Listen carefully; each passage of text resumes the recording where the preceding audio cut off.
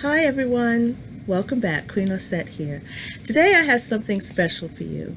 In one of my previous recordings, I talked about how shamanism is the latest trend, and today I want to discuss or show you a new deck that had caught my interest last year. Now, many of you are familiar with the current decks of the day, I should say current flavor of the decks, current flavor of the day. Let's see.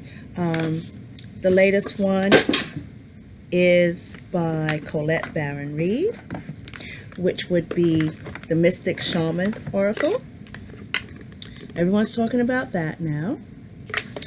And then we have Tony Carmine Salerno's new deck, Sacred Earth Oracle. I'll do a walkthrough on this. And then, of course, Alana Fairchild, which I briefly spoke about in my previous video. So one of the things that I have concern about with a lot of these decks is that they tend to pull a bit from this pantheon or this culture and a little bit from that, and then they mix it all together and call it an oracle deck. And I'm always on the search for a deck that will speak to a particular culture, and so that you can learn more about the culture, the system, and the history. So there's a deck that was part of a Kickstarter program, and give me just a second while I get it. Okay, I'm back. So this particular deck that I'm going to introduce you to today came across my path as a Kickstarter last October. And when I heard about it, I sent the message out to my tarotistas. I need to fix my necklace. Thank you. And so beside me is a dear friend, a co-worker, and one of my tarotistas. And we were both chomping at the bit, waiting for this deck to come out. So I didn't hear too much about it on Kickstarter, kind of like faded out. And then, because we work in a woo-woo store, we saw the deck in one of our vendors' catalogs, and we were both on it. It was just like, I told the owner of the store, when these come in, we're done, okay? We don't need anything more, okay? So he ordered, actually, my friend here, Christina, she ordered 6 copies. And the day they came in, I got one and you got 2. Okay, so the deck that we're going to talk about today is called the Jade Oracle. And the reason why I have Christina here is because one of the things I do talk about, or I do mention, is that when you are unfamiliar with something, unfamiliar with a culture, unfamiliar with a word, unfamiliar with anything, do not be afraid to ask, okay? Currently I'm having an issue with a particular publisher because the writer of a particular book did not ask, and they failed to do their research. And so they wrote the book from a place of authority, and I spoke about it. Yes, I'm talking about Rockpool. Yes, I'm talking about their latest book, Gods and Goddesses. And yes, I'm talking about Gabby Ann Marin. But that's another video. But back to this deck, the Jade Oracle. And this deck is a reflection of, I guess they call it Mesoamerican culture? It's mainly the Aztecs. Okay. Or the Mexicas, if you want to get real See, this specific. is why I have my friend to talk about this, okay? And this is, it says it represents deities and symbols of ancient Mexico. Okay. So, of course, many of us grew up with the history, or learning a bit of history about Aztecs and Mayans, but so surface. I mean, I'm sure that our knowledge could fill a thimble. But I've always been attracted to learning about religions and practices of other cultures. and you approach them with a level of respect. So, of course, the first person that I'm going to ask is someone who is of the culture, okay, who knows the stories better than I do. Just as she would come to me if we're talking about Nigeria or Ghana to get the truth. So we were going through the deck, as soon as it came in, we took the cellophane off. So unfortunately, this is not going to be an unboxing. We were too quick. Too quick. Took the cellophane off. It's a nice size box. You see that? Okay, it's like a little pocket book. Remember those little small books that you used to get to carry around in your handbag? The publisher is Goddess Inc. And Goddess Inc. puts out Wee Moon. Okay, so those of us who are, I guess you could say, ultra feminists, that's another word I'm trying to wrap my head around as well, I have to admit to you. But you're very goddess oriented. You are familiar with Wee Moon. It's very supportive of the feminine energy. So the surprising thing about this oracle is, as I said, it comes in a beautiful box like this, lift off top, and then you have the cards inside. Okay, and it's a deck of 52 cards. Okay, you can see the thickness of them there. Almost see the size of them there. Right? The guidebook is substantial. And yes, the guidebook is in both Spanish and English. So it's not set up like Los Scarabeo, where you have a little bit in one portion, or you have to go through the English, the Spanish, the French. Each side, each language has its respective side. Okay? Very easy to go through. It has a spread, a 5-card spread here. But what's really fascinating are the cards.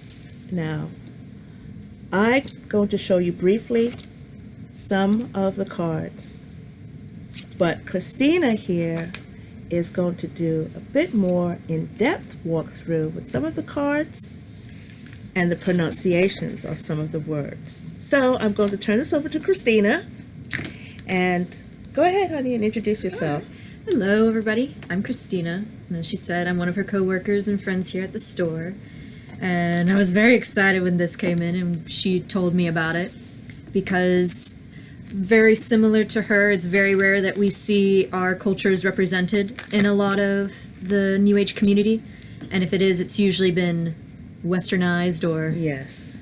whiteified. One of the things I talked to her about is that anytime we've seen like a god or goddess deck, I think the only person that I've ever seen is Ishel, and she's usually seen as like a medicine woman or something like that. So to see this deck that really covers a lot of the deities and a lot of just the concepts is wonderful. So, as I said, this deck doesn't just cover the gods and goddesses. It covers a lot of tools that are used in our culture. So something that people who follow a lot of Native American or American Indigenous, the sweat lodges, we also have them too down in Mexico, and they were really down in the earth. You didn't build a tent, or I'm not familiar with the word that they would use, but we would go and build like a cave basically, because you are entering the womb, and it's meant to be a death and a rebirth. Could you say the word for me? Mm-hmm. So I'm gonna put the card up. So Temath Kali or Temath Kai is one of the ways you could pronounce it. And the language that these are written in is Nahuatl, for those who are interested. And it is still spoken today. It's not a dead language. So if you do go down to Mexico and you go down to some of the out-of-reach places, you will hear people speaking Nahuatl. So you also have some of the animals that are very important to us as well. Quetzai or Quetzali for the Quetzal bird. You will often see their feathers used in the art as well. headdresses will have a lot of it. And then, this is another one, and I'm actually wearing this shirt today of the Ocelotl, which is a jaguar or the small jaguar. Yeah, see, she's wearing the shirt. Yeah, I'm wearing the shirt right here because I was so happy. Now, what's interesting about the art themselves is that they didn't just hire somebody to just do their own interpretations of the art. They actually based all of it off of the art from the codices, that were made when the Spanish came and they wanted, in some way, to preserve the culture a little bit. They had the codices sort of made that way, but also from sculptures as well. So some of these cards, and I'll find one now, I believe the Coatlicue and the Coyolxauhqui were made specifically,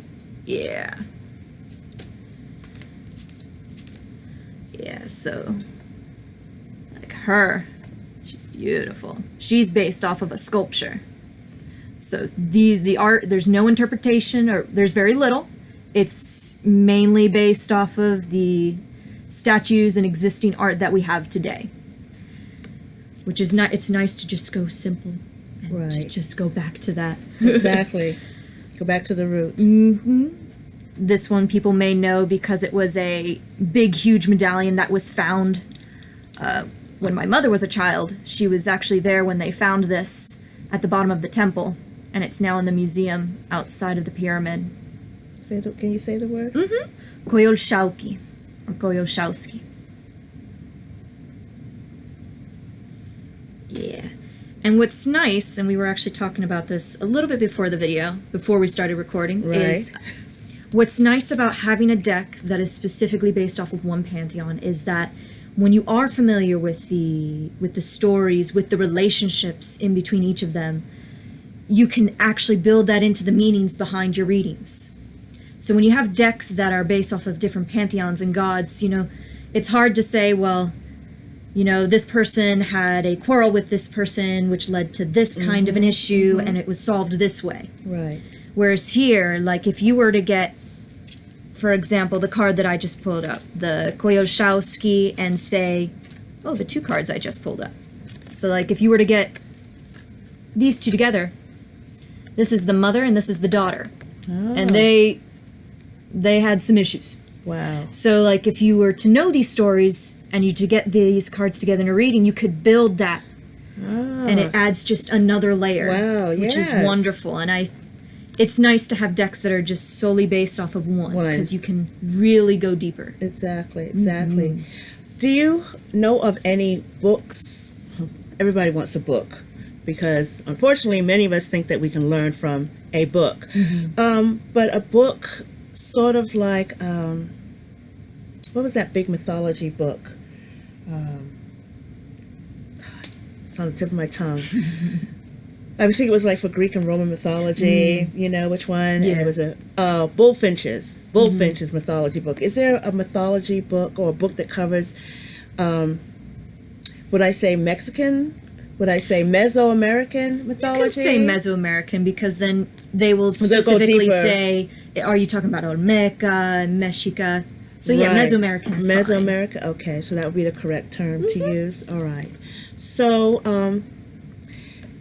this book, this deck, well, actually it is a book. It's an oracle, so it's a book of 52 cards, 52 images, 52 energies that I'm going to be delving into and getting a little bit more familiar with. Was created by both Veronica Iglesias and Anne Key. What did you get from them? I believe Veronica Iglesias, she's a priestess. She had a great input in creating this deck, as well as Ramona, who was the graphic artist. And you can find their links. You can find the link to the Jade Oracle actually on YouTube, where they talk about how the deck was created. You can follow them on Instagram as well. As I said, they had put this out into the ethers in October, November, and then I didn't hear anything. And then all of a sudden I saw it in one of our catalogs. I'm like, yes, we have to get this. As of today, I think I only have 2 more left in the shop. So I really do feel that this is one of those decks that will gain popularity for a particular sort of reader. A reader who is more interested in going deeper, not satisfied with Colette Baron Reed and Tony Carmine Salerno. Now, I'm not going to call this a shamanism deck, whatever that means, but it's more in tune with the culture that I want to get to learn and know about. I feel like the further back we can take our divinatory skills, the more we are apt to heighten our intuition and hone our reading skills. Don't be afraid of learning how to pronounce the words, okay? If I remember, I'm going to put a link that I found on Sound something or the other, where I want to say it's Veronica that is actually pronouncing each and every one of the words, so you can learn how to say the words, okay? And one of the things, say the word again for me, the name of the language? Nahuatl, okay. In Yoruba, we have, our language is done or learned phonetically, which means the intonation of certain vowels, syllables, and all of that, if it's off, can mean a totally different word, all right? Could mean a totally different thing. The same thing when you see it in writing. If you don't put the accent mark in the right place, it could mean one thing when you actually wanted to say something else. So don't be afraid of learning another language. That will also help, connect us better, to other human beings. My whole issue with these shamanistic decks, it's great that they want to put everything together in one pot and then stir it all up and then come up with these beautiful imagery, beautiful pictures that's supposed to touch on our deep inner core. That's all wonderful, okay? But at the end of the day, if you don't pay any honor to where this comes from, you are doing both the culture and yourself a disservice. Okay, I really do think that one of the journeys and one of the things that we should be doing as people who are growing as spiritual human beings is maybe put aside the cards, per se, and actually interact with another person. Don't be afraid to ask questions. Right. Don't be afraid to ask questions. We're all learning about this, and this is something that I feel is so beautiful. I remember many years ago, it was, I guess he was Nahuatl. Is that the correct? Would I say that he was Nahuatl? Like we would say, someone is Yoruba, right? Mm-hmm. He told me one of my spirit animals was a jaguar. Okay, so I never forgot that. But I never grasped the language, and now I'm going to because I really want to work with this, and I want to learn the stories. Now, this guidebook is really interesting. Christina, you will mention something about the guidebook and what may be off about it or missing about it. What do you think? What did you think? Because you had a chance to go through it. Yeah, it is a tiny guidebook, and they do a wonderful job in giving like a really basic overview of each deity or each item and its relationship or its importance. But what I did notice going just a bit over it is that not everything is light and wonderful. All stories have their, I don't know if people would prefer to use shadow aspect or the more aggressive or assertive aspect of the culture. We can't just pick and choose what we want to represent ourselves as. It is all part of it, and that was one of the main aspects of the Aztec or the Mexicas, was that they were a very assertive group, and that's how they made it to where they were. Exactly. So a bit of the stories that are in here are a lot of the more passive, let's just learn a little bit about them. But I guess you could say the other side of the stories are the ones that aren't included as much in this deck. and that would be the reason to do some research. And I'll have to come up with a list of books. Okay. Because I think the ones that I have are mainly in Spanish, and I need to see if they have English translations of those as well. All right, that'll be good. That'll be good. So, please walk through some of the cards and give me the story. Remember the one card that we had talked about? Remember? Mm-hmm. All right, Let me so find her. give us just a minute. Mm-hmm. Especially when you go through them, they're out of order. Right.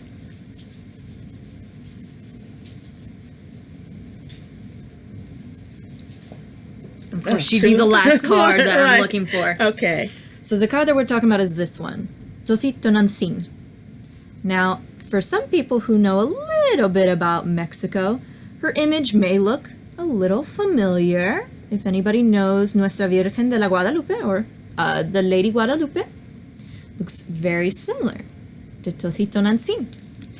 And one of the things that happens, unfortunately, when there are, I guess, invasions or traveling peoples that come to new lands and just want to integrate their own cultures and religious beliefs, is that they try to assimilate some of the aspects that are already there.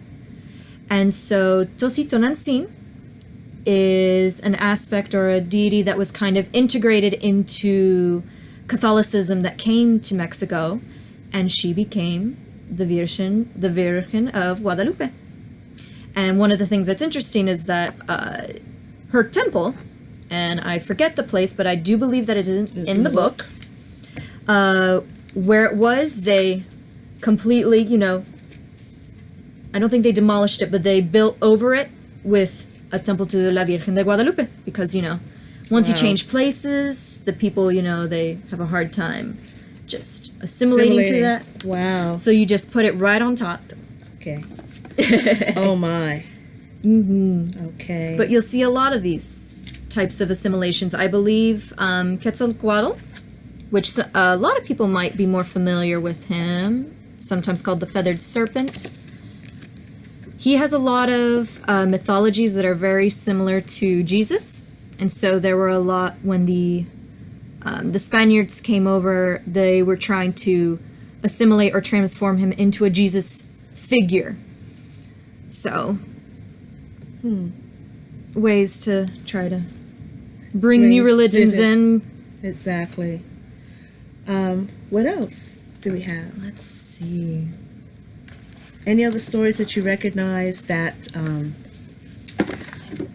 let's say that are spoken about now, but they come from that?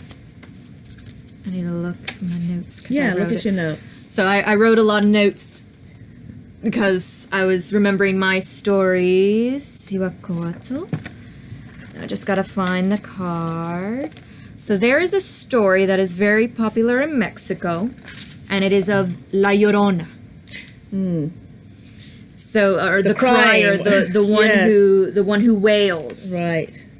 Now, for those of you, if that name sounds familiar, it's in the Dark God. She's in the Dark Goddess Tarot deck.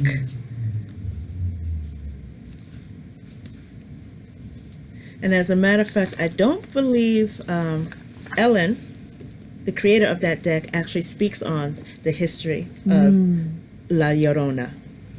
So some people believe that La Llorona has a more recent, I guess you could say, origin story, where it was a woman who had lost her children, or some people say that she murdered them. And she's forever wailing outside of, I believe, Xochimilco, looking for her children or for kids to take with her. However, there is a mythology that goes even more way back, very similar, and it belongs to Siwacoyatl. Oh. There's one story where she has a son, Mixcoatl, I believe Cloud Serpent, and she abandons him in the forest. And then she goes back there, she tries to find him, and all she finds is a sacrificial dagger where her baby was. So she spends the rest of her days wailing for her son that she's looking for, And also there is a song that was in notes that was made, supposedly like an omen for that she made in regards to people are going to come over soon and take my children away from me. And who came over? The Spaniards. Oh. So some people believe that song was in relation to the Spaniards. Oh, it's like a prophecy. Oh, wow. And so she wails, where are my children? Where are my children? The Mexicas, the Aztecs, where are they? Oh, my goodness. So wow. That's just one story, and I'll put this up even more. Oh, my. Yeah. Okay. Wow. I did not know that at all. And that is what I mean about learning where these come from. When you're looking at your decks like this, if I leave a comment when you do a walkthrough of a deck, and you've said something, it comes from, or resonates with Africa. Africa's a continent. Pick a country. Mm-hmm. Where did it come from? Which time country? Frame too, because time is very important. Exactly. So it's great that we're putting together these decks, and I say we because we're all part of the collective web. But I think that we need to go a little bit deeper and cut the BS, for lack of a better term. I think that we should give honor and respect to the cultures and the religions that people have been getting their information from. Now, as I said, my personal opinion is that decks like this are created because people have a little bit of knowledge about something. So that could be just as bad as having no knowledge. That's even more dangerous, because if you are the only person with that little bit of knowledge, you begin to feel as though you are an authority. And then that's when we have a problem, because then you have someone like me who questions your authority. Okay, and this is why I'm going right back around to Rockpool, because what was written in that book, someone should have looked at that information and said, this is not right. But because we live in a society where very few people want to speak up about things and very few people want to take ownership of things, and everybody wants their spirituality fast, supersized, quick and easy, you don't want to learn the history or the mythology or the stories. I'm sure most of you probably don't even want to be bothered to learn how to pronounce the words correctly, right? But this will make your spiritual journey, I think, even more richer, especially if you call yourself a spiritual person. I guess, there are people out there now, they don't want to be bothered with the stuff that's going on in Earth. Everybody wants to ascend and elevate, and your star seed and stardust and all of that stuff, okay? Now, I know this is my last incarnation here on this planet, and I know that I'm here to enjoy every moment that I'm here, even the craptacular moments. I have no desire to ascend or be enlightened or any of that when there's so much here on this planet to be enjoyed. I mean, I've been here a long time and I'm still learning. So how can you want to do something? How can you want to grow your spirit and not learn about where you are right now, not pay any respect to the things, the cultures that we all come from? So with this deck, I am really, really excited about working with this deck. If anyone else is interested in Mesoamerican, is that you could say correct? Mesoamerican, yeah. Or what? These specific cards are more related to Aztec or Aztec. Mexica. Okay, Mexica or Aztec. Okay, so you would say that this deck would be the same. Mm-hmm. This is an old Oracle deck. Okay, this is, and maybe one of these days I'll go through this as well.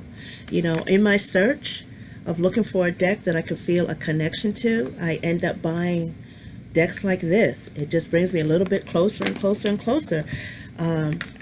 Like as I do enjoy this one more so than this one. I enjoy this one more so than this one. Alana did some research. She made an attempt to connect to a person like me. This one, we just glanced over the surface. And as I said, if you're going to do something like this, then do it intentionally. Yes, you see I colored the eyes because that's always been a big question of mine. Why is everything Blue-eyed. Blue-eyed? Why is everything so Euro? We're not being authentic. We're not being truthful. When we want to talk about being a shaman, I think that we should take a step back for a minute. But this is what sells now. This is what makes the money. So there's a couple more decks coming out. She's got a spirit animal deck coming out. Tony Carmine Salerno has a deck coming out. Kyle Gray has an ancestor deck coming out. There's a few more decks that are coming out because this whole shamanism trend is just picking up speed. Next year this time, we'll be on to something else. And I know it. Okay? But this deck, it's not going anywhere for quite some time. I would suggest that if you are truly interested in learning more about a more deeply rooted culture, that perhaps you start here. Give it a shot. So I'd like to thank my guest, Christina. Thank you for having me. Yeah, welcome to the back room of the Crystal Fox. Yeah, this is our storeroom. This is our workroom. There is someone sitting in the chair. You may not be able to see him, but there is some. Shh, we don't mention him. That's right. We don't. Okay. Yes. So, guys, thank you for having me. Let me know what you think. Give me a thumbs up. Share. Subscribe. I guess that's the stuff you're supposed to say. Please leave your comments, and I will talk to you all much later. As a matter of fact, I'll be coming back with my Queen Up video, perhaps later on today.